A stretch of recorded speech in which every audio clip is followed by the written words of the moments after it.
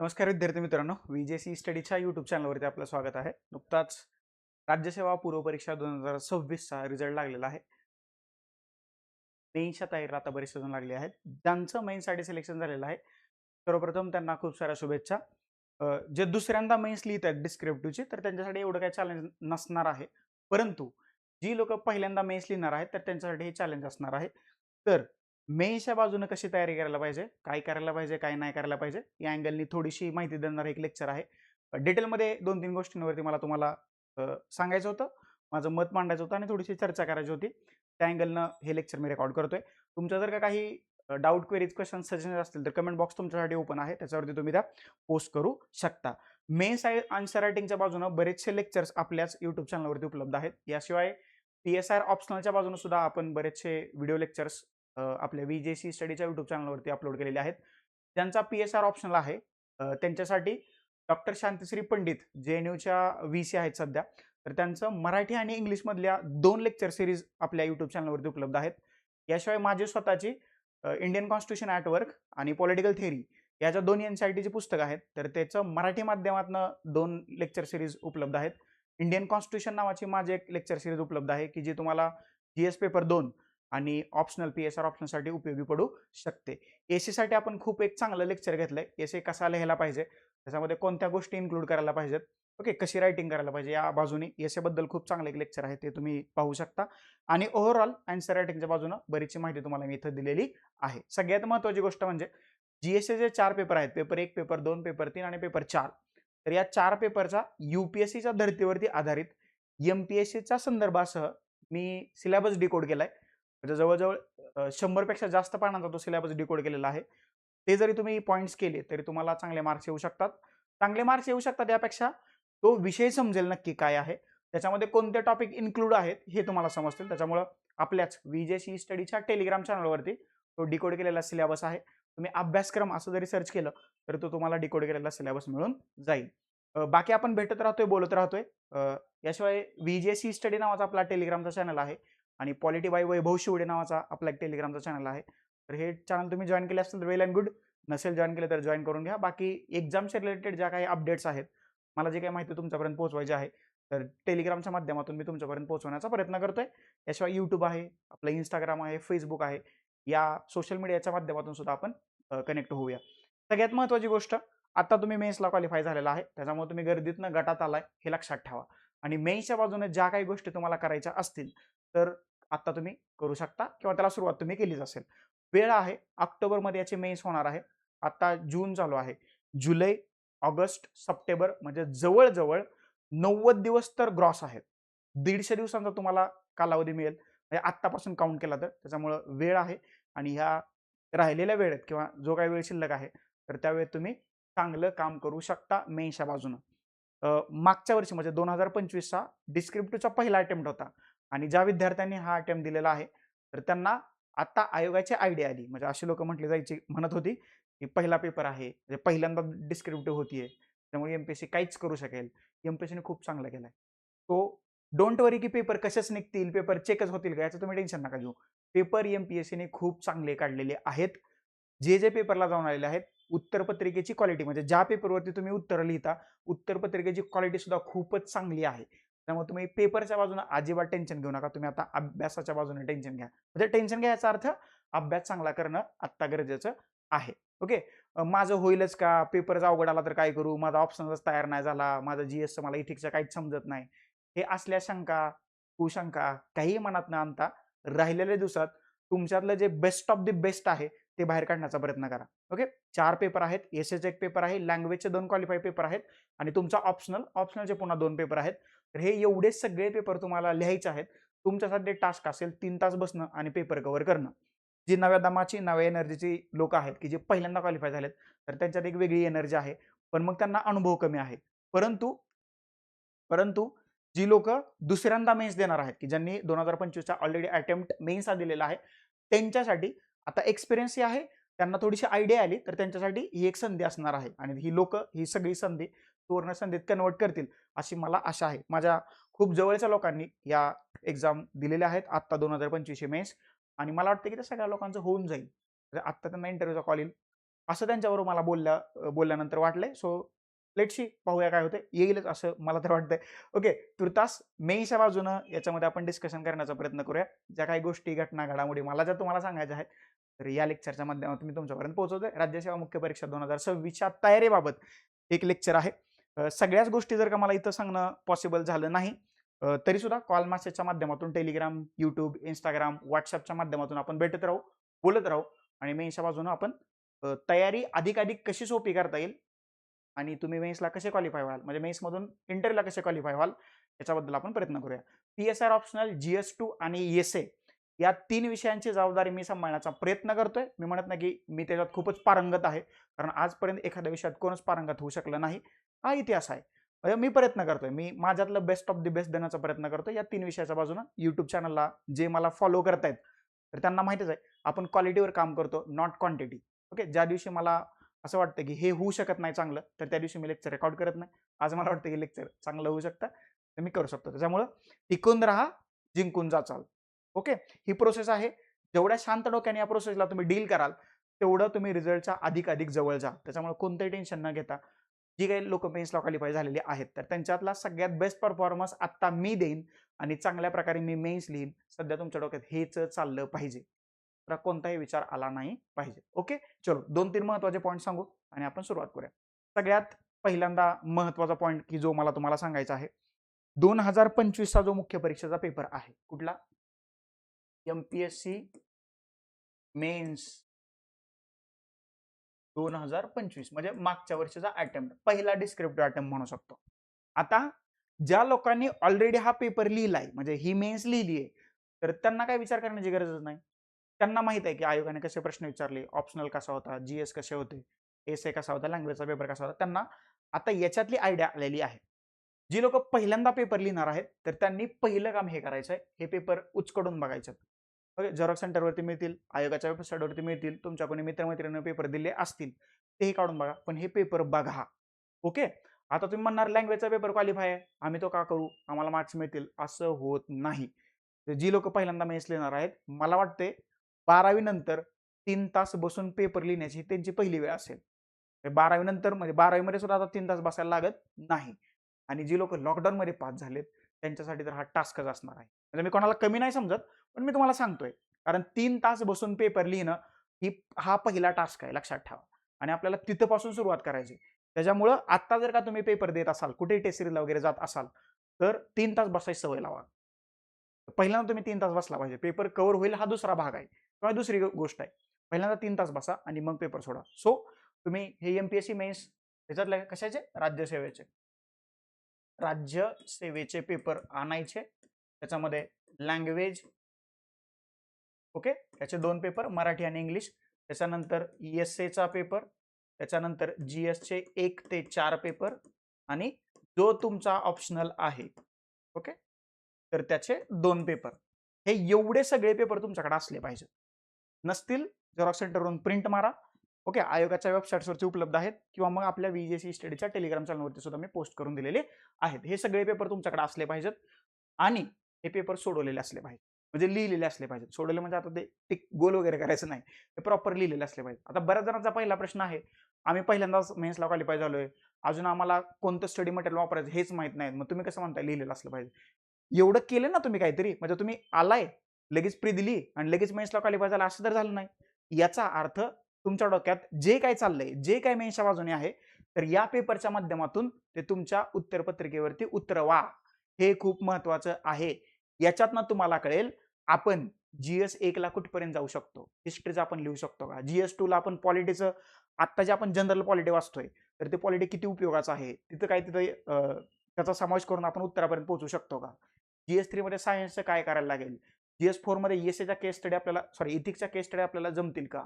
Okay, SA आता तुम्हाला काय ह्याच्यात लिहायचं नाही, 250 मार्काला तुम्हाला 2 एसे लिहायच्यात भरभरून, 1000 ते 1200 शब्दात लिहायच्यात, तर 10-15 पानं तर तुम्हाला असा एसे लिहायला लागणार आहे. त्यामुळे मग आपल्याला किती वाचायला लागेल, एसेचा विषय समजतोय का, म्हणजे एसे काही एवढे साधे सोपे नसतात, हे लक्षात ठेवा. मागचा पेपर बघितला तर तुम्हाला कळेल.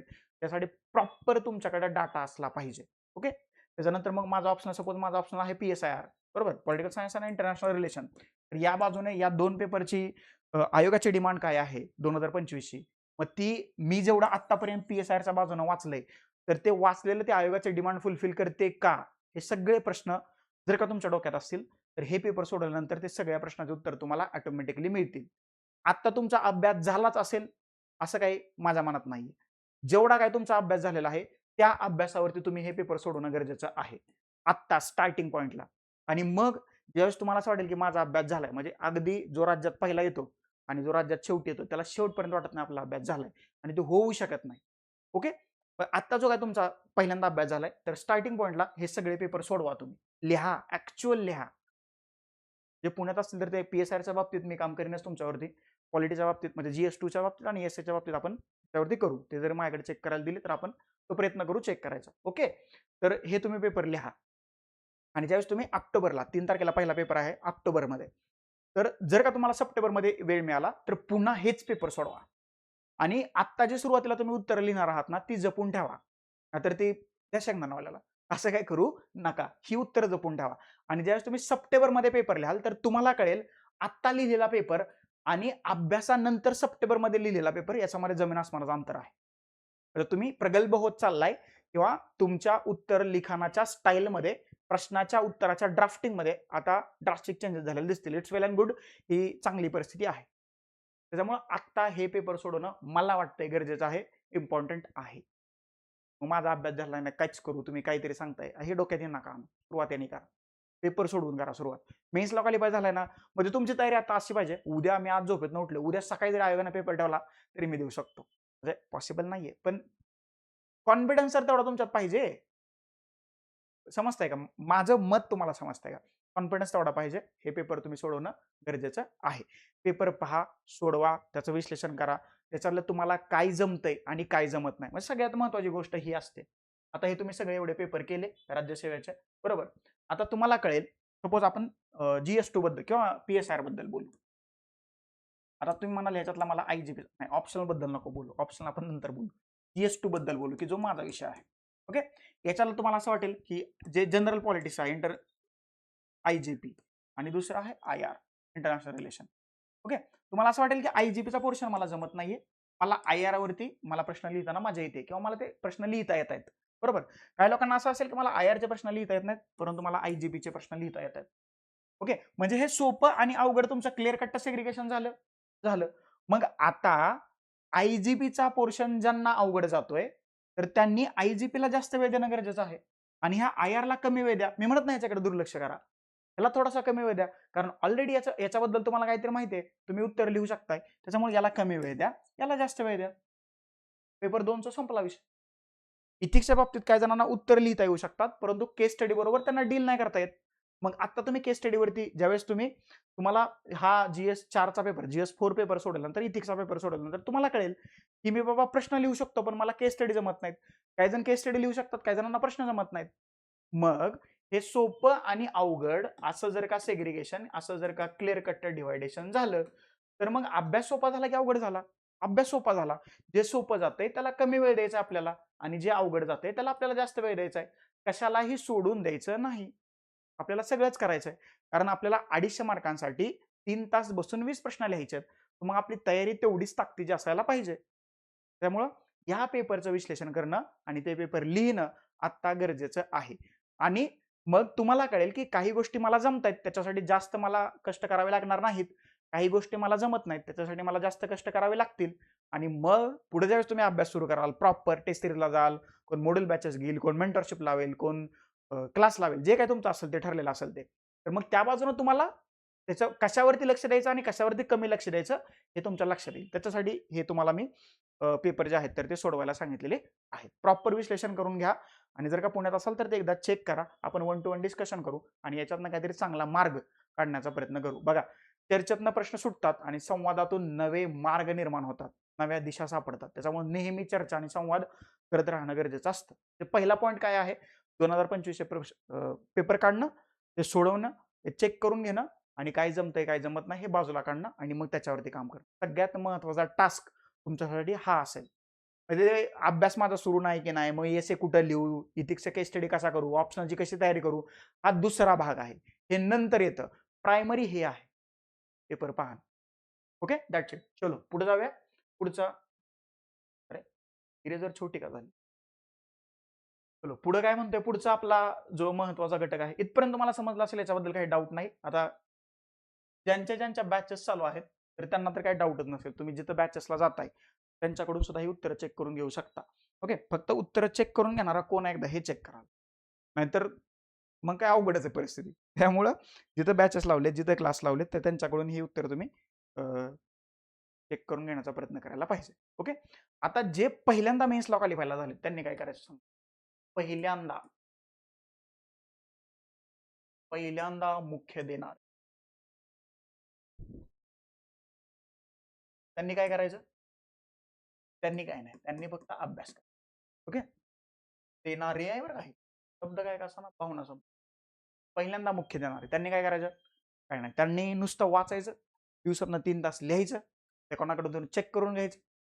आजच्या प्रश्नात ज्या चुका आहेत त्या उद्या नाही झाल्या पाहिजे, उद्याच्या प्रश्नाला चुका परवा नाही झाल्या पाहिजेत, आणि मग ऑक्टोबरचा पेपर तुम्ही व्यवस्थितपणे सोडवला पाहिजे. हे डोबळ म्हणून तुम्हाला मी सांगतो, या गोष्टी मस्करीत घेऊ नका, या तुम्हाला करायलाच लागणार आहे.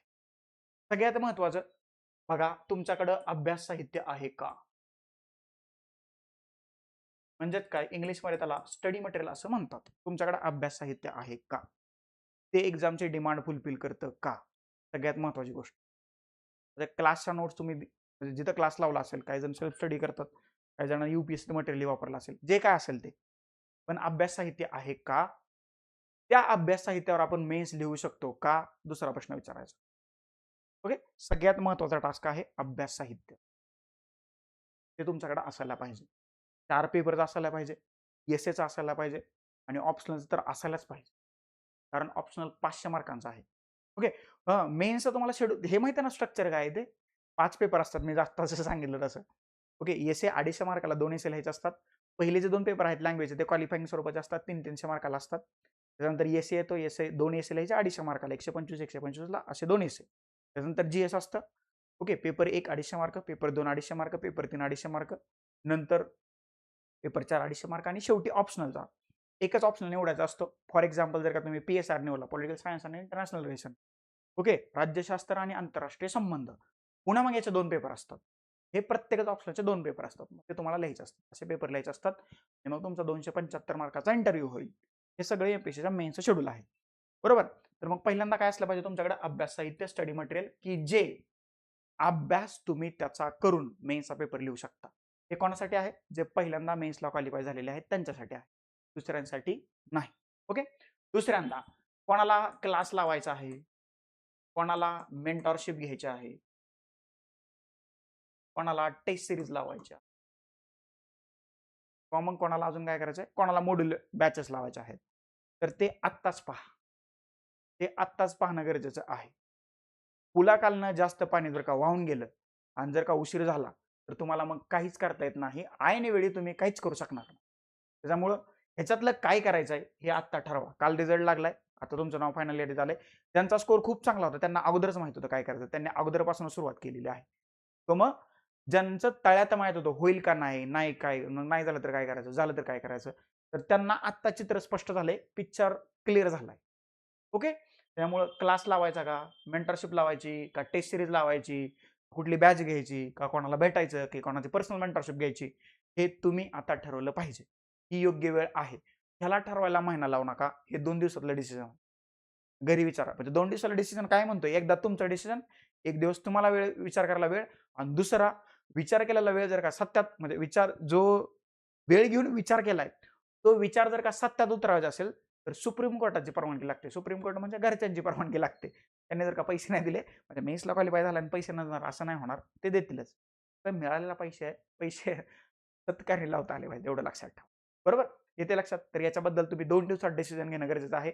जर का कोणाला डिसिजन घ्यायला अवघड जात असेल तर मला कॉल करा, माझे संपर्क साधा, आपण त्याच्याबद्दल बोलून प्रश्न सोडवण्याचा प्रयत्न करू या.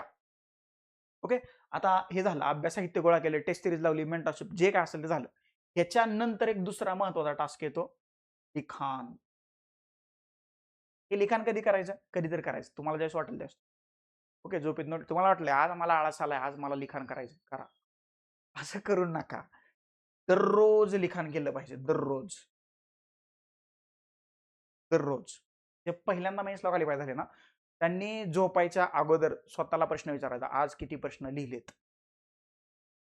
आणि जर का प्रश्न लिहिले नसतील, रात्रीच्या 12 वाजल्यात तुम्ही झोपायला लगेच उठायचं आणि लिहायला बसायचं.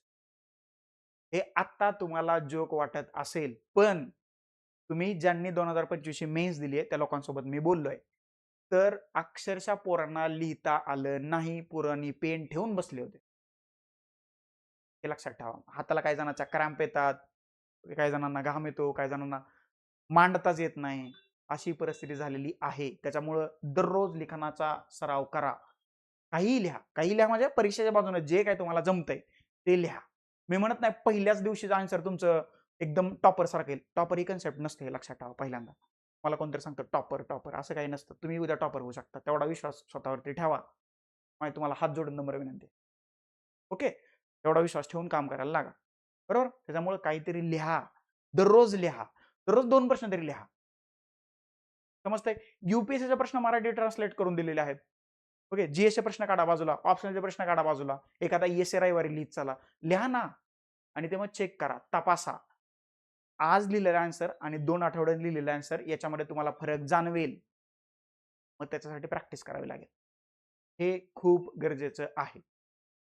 समजतंय तुम्हाला. त्याच्यामुळं लिखाणाचा सराव करणं सध्या तुर्तास खूप महत्वाचं आहे. आणि अजून एक सगळ्यात महत्वाची गोष्ट म्हणजे आता तुम्ही मेन्सला क्वालिफाय झाला आहात, त्याच्यामुळं आपली तुलना इतरांसोबत करू नका मेन्स होईपर्यंत तरी. हे सुद्धा तुम्हाला हात जोडून नम्र विनंती आहे. मग त्याने एवढा अभ्यास केलाय, तो दिल्लीला जाऊन आलाय, त्याने युपीएससी केली आहे. अरे काय फरक पडतोय? तुम्ही मेन्सला क्वालिफाय झालेला आहात. तुम्हाला जागा किती पाहिजे? तुमच्यासाठी एक जागा पाहिजे. ओके, तुम्ही कष्ट करण्याची तयारी आहे का? आहे. प्रामाणिकपणे अभ्यास करताय का? करताय. मग का तुलना करताय? बरं त्यांनी ज्या रिसोर्सेस खाली त्याच्यानंतर ज्या वातावरणात अभ्यास केला, सेम सिच्युएशन, सेम कंडिशन तुमच्यासाठी आहे का? नाही. मग तुलना कशाला करताय? तो तुलना करू नका. आता तुम्ही गर्दीतनं गटात आलेला आहात. आता तुमची लढाई तुमच्या स्वतःसोबत आहे. याच्यातनं मी बाहेर कसं पडेल एवढंच फक्त तुमच्या डोक्यात राहिलं पाहिजे. याच्यापेक्षा तिसरा चौथा विचार डोक्याला टचही नाही झाला पाहिजे. ओके, समजलं. पहिल्यांदा जे झालेत मुख्याला क्वालिफाय, त्यांनी या 3 गोष्टींवरती लक्ष द्यायला पाहिजे.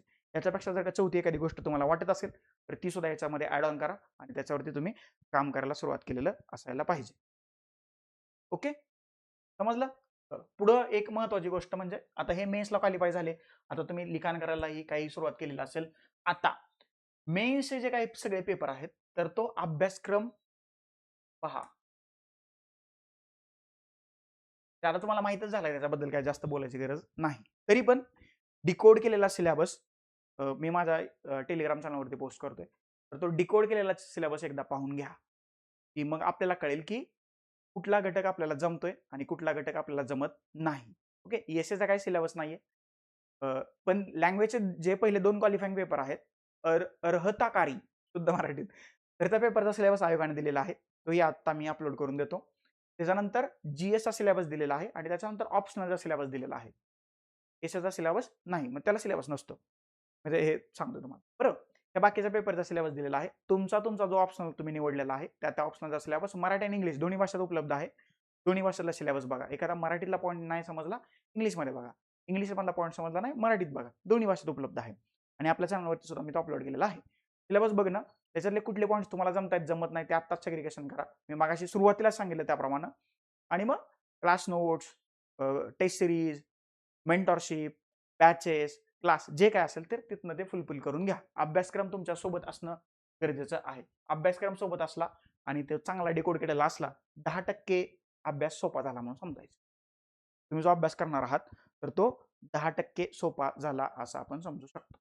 ओके, चल पुढे जाऊया. पुढचा एक महत्वाचा मुद्दा जो मला तुम्हाला सांगायचा आहे तो म्हणजे परीक्षेची डिमांड समजून घ्या. डिमांड मेन्स म्हणजे ज्यावेळेस तुम्ही मुख्यला क्वालिफाय होता, या परीक्षेची डिमांड काहीतरी वेगळी आहे.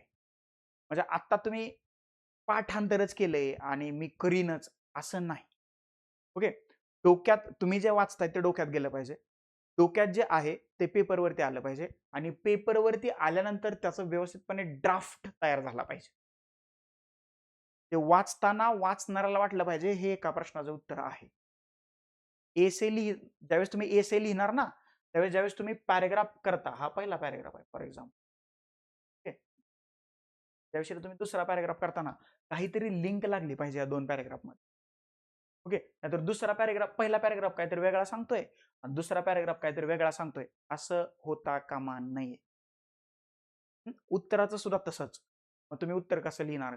नंबरिंग करणार, पॉइंट करणार, डायग्राम काढणार, चार्ट काढणार, हे आहे असं निबंधासारखं लिहिणार. इथून तयारी आहे आपली. त्याच्यामुळं परीक्षेची मागणी किंवा डिमांड काय आहे तर ती तुमच्या लक्षात आली. आणि मी तुम्हाला एक गोष्ट सांगतो, 2025 पासून जे अधिकारी बाहेर पडतील, one of the best top notch अधिकारी बाहेर पडतील, एवढं लक्षात ठेवा.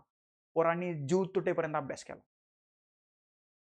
म्हणजे इथून पुढे जे अधिकारी पडतील ते खरंच UPSCला आपण म्हणतो ना, UPSC टक्का वाढायला पाहिजे. महाराष्ट्रातले अधिकारी बेस्ट अधिकारी असतील. त्यामुळं तुम्ही त्याच्यापैकी एक होणार आहात, तर तुमची तयारी ही तेवढीच बेस्ट असायला पाहिजे. आता ज्या लोकांसोबत माझं कंटिन्युअसली बोलणं होतंय, त्या लोकांच्या बोलण्यातनं मला जाणवतंय की ह्या काहीतरी अफलातून वेगळ्या क्वालिटीज आहेत. त्यांचं वाचन तेवढं झालंय, त्यांनी लिखाणाची तेवढी प्रॅक्टिस केली आहे, त्यांनी सभोवतालचं इन्व्हायरमेंट तेवढं जाणून घेऊन ते पेपरला कसं अटॅच करता येईल त्याचा सुद्धा प्रयत्न केलाय. वन ऑफ द बेस्ट लोक आता ह्या परीक्षेच्या माध्यमातून शासनाला मिळतील, अधिकारी मिळतील, एवढं लक्षात ठेवा. त्याच्यामुळे परीक्षेची डिमांड समजून घ्या आणि डिमांड फुलफिल करण्यासाठी सप्लाय तुम्हाला करता आला पाहिजे या सगळ्या पेपरच्या बाजून. आता फक्त तारकाचं महत्वाचं नाहीये, आता फक्त पाठांतरच महत्वाचं नाहीये, आता फक्त वाचनच महत्वाचं नाहीये. ह्या सगळ्यांचं एकत्रीकरण करून तुम्हाला ते पेपरवरती उतरवता आलं पाहिजे. तर तारकाही लक्षात पाहिजेत, फॅक्च्युअल डाटाही माहीत पाहिजे, वाचनही पाहिजे, पाठांतरही पाहिजे आणि मग याला सगळ्यांची गोळाबेरीज करून हे तुम्हाला एखाद्या प्रश्नाच्या उत्तराच्या माध्यमातून व्यवस्थितपणे ड्राफ्ट करून पेपरवरती आणता आलं पाहिजे. आणि हे जर का तुम्हाला जमलं त्या 3 तासात, समजायचं खूप आहे, म्हणजे हे काही अवघड नाही, हे जमेल तुम्हाला. प्रयत्नांती परमेश्वर म्हणायचं. तुमचे प्रयत्न जर का प्रामाणिक असतील तर यशालाही झुकावं लागतं तुमच्यासमोर. दुसरी एक गोष्ट, लिहिलाच असेल आयुष्यात संघर्ष, यशही तेवढं तगडच मिळतं, हेही लक्षात ठेवा. त्यामुळे पहिल्यांदा परीक्षेची डिमांड समजून घेणं गरजेचं आहे आणि हे मला वाटतं सगळ्यात जास्त महत्वाचं ते आहे.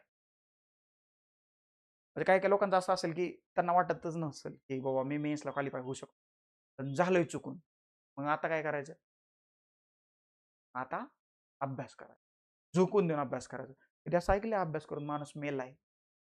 तर असं समजा आपला आयुष्यातला राज्यसेवेचा शेवटचा अटेम्प्ट आहे, म्हणजे स्पर्धा परीक्षेच्या आयुष्यातला, आणि एकदम झोकून देऊन अभ्यास करा.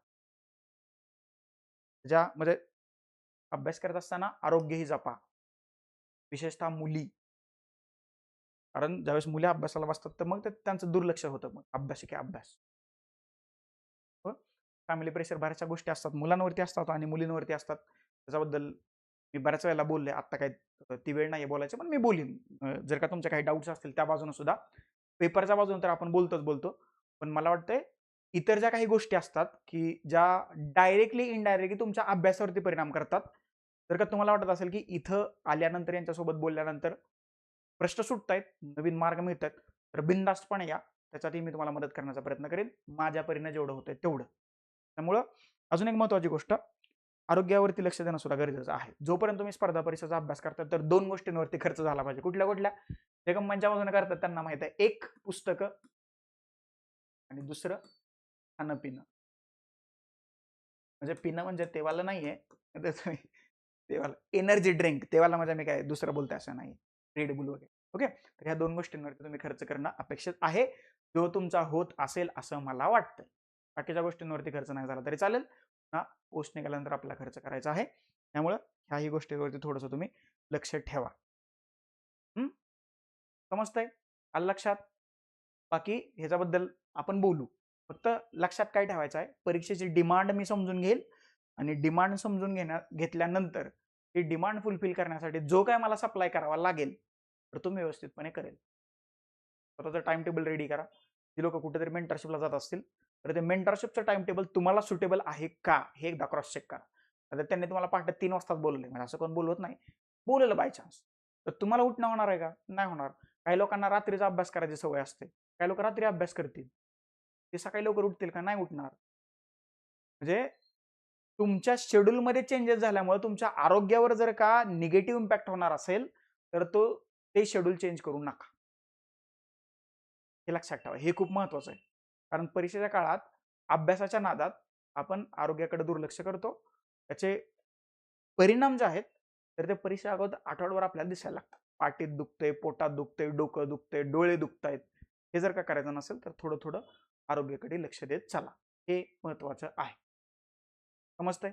ओके. बाकी या बाजूने आपण बोलत राहू. याच्या बाजूने एक दुसरं लेक्चर मी करतो. आरोग्य, स्पर्धा परीक्षा काय करायला पाहिजे, काय नाही करायला पाहिजे, कसं करायला पाहिजे, कुठून करायला पाहिजे, सगळ्या गोष्टी मी तुम्हाला सांगतो.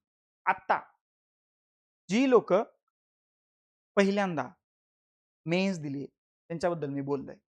आता ज्यांनी 2025 ची मेन्स लिहिली आहे, कधीची 2025 मुख्य राज्यसेवेची, ओके, ज्यांनी लिहिलेली आहे तर त्यांनी काय करायचंय, सगळ्यात महत्वाची गोष्ट ही आहे.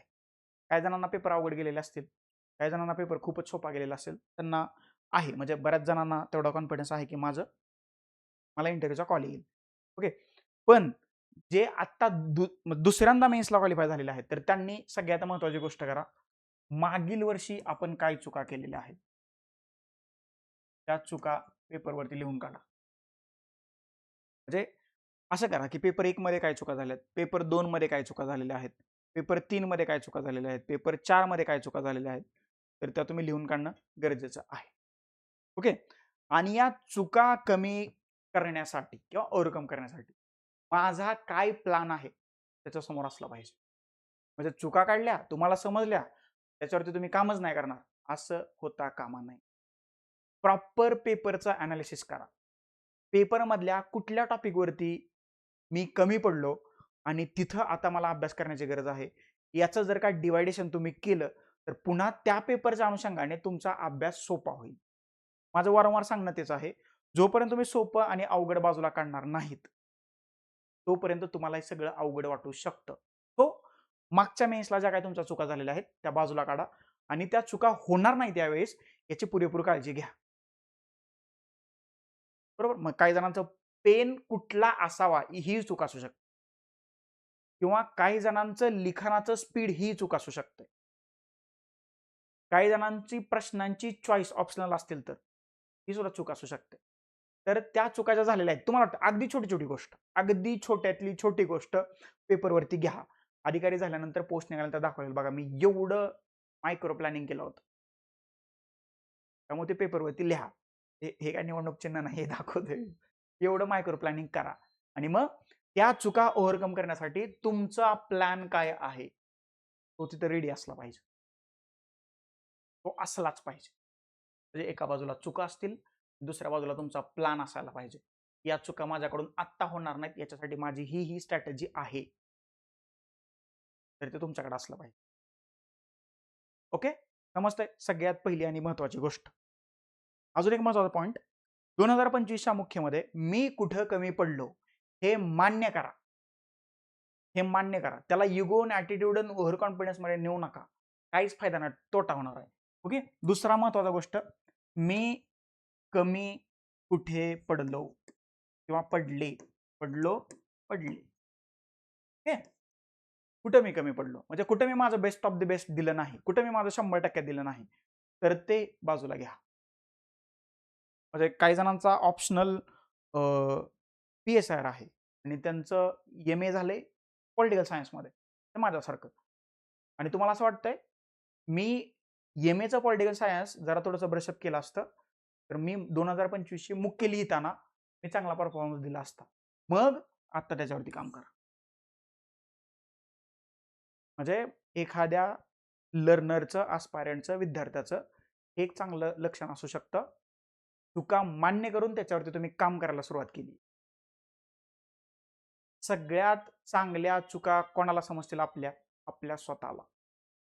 त्यामुळं बसा, एखादा तास काढा आणि 2025ला मेन्सच्या बाजूने ज्या काही चुका झालेल्या आहेत त्या पेपरवरती घ्या किंवा जिथं तुम्ही कमी पडलाय ते पेपरवरती घ्या आणि याच्यात मला बेस्ट ऑफ द बेस्ट करायचं आहे तर त्याच्यासाठी मला काय करावं लागेल याचा एक तुमच्याकडे प्लॅन रेडी असायला पाहिजे.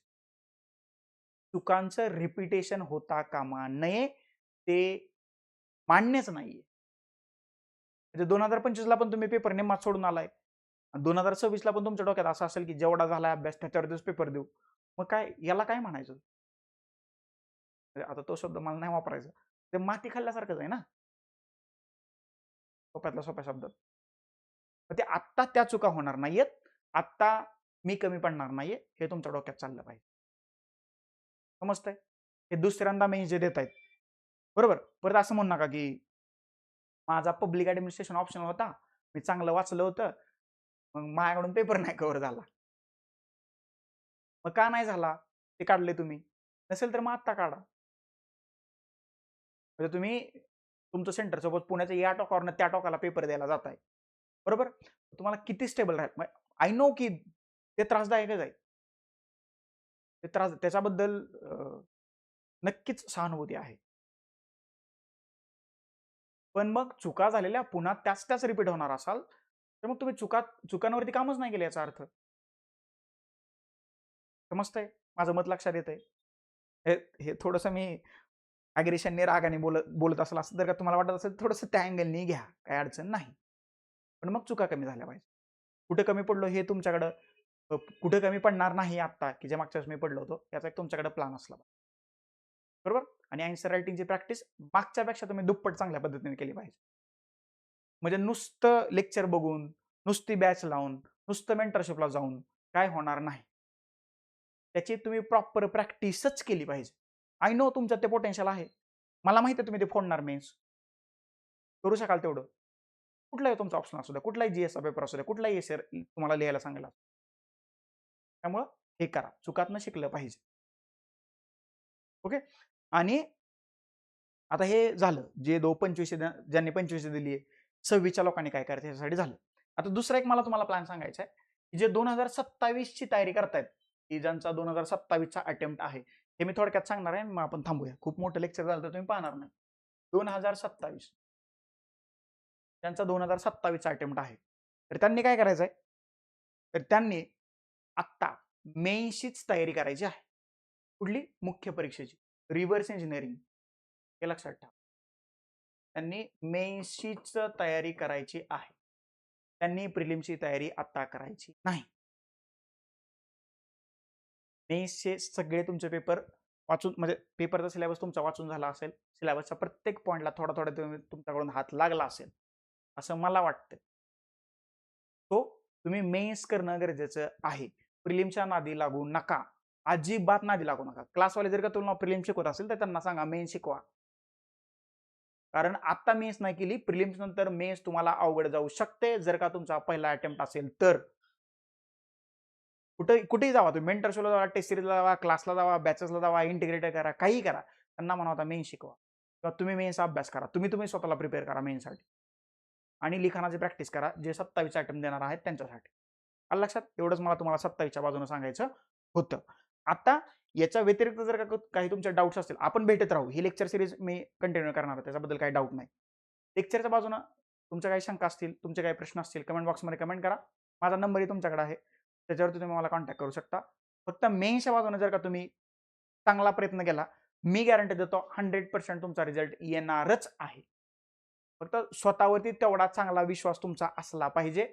आणि ही जी काही सगळी प्रक्रिया आहे, तर याच्यावरती सुद्धा तुमचा विश्वास असला पाहिजे. ट्रस्ट ऑन प्रोसेस, ते खूप गरजेचं आहे. आणि प्रामाणिकपणे अभ्यास तुमचा असेल, केला असेल, यश मिळणारच.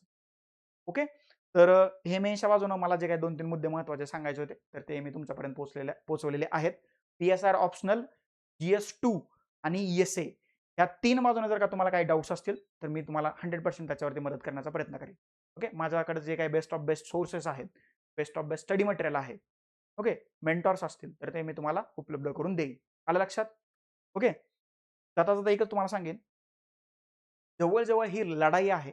याच्यामध्ये तुम्ही जर का टिकून राहिला तरच तुम्ही जिंकाल. त्यामुळं टिकून राहा, जिंकून जाचाल. या नोटवरती आपण थांबूया. तुमचे काही डाऊट, क्वेरीज, क्वेश्चन, सजेशन असतील कमेंट बॉक्समध्ये न विसरता कमेंट करा. ते माझ्यापर्यंत पोहोचवा. आणि या लेक्चरबद्दल मत असेल तर तेही मला सांगा. चॅनलवर सबस्क्राईब केलं असेल, चॅनल सबस्क्राईब करा. पहिल्यांदाच मी तुम्हाला सांगतोय. आणि जे काही इतर लेक्चर्स आहेत, प्लेलिस्टमध्ये ते सगळं दिलेलं आहे. ते एकदा प्लेलिस्ट चेक करा. तुम्हाला आवडलं वेल अँड गुड. नाही आवडलं तर एकदा बघा आणि मला तुमचे अभिप्राय कळवा. ओके? तुर्तास थांबूया. Thank you so much. धन्यवाद मित्रांनो. नेक्स्ट लेक्चरमध्ये आपण भेटूयाच.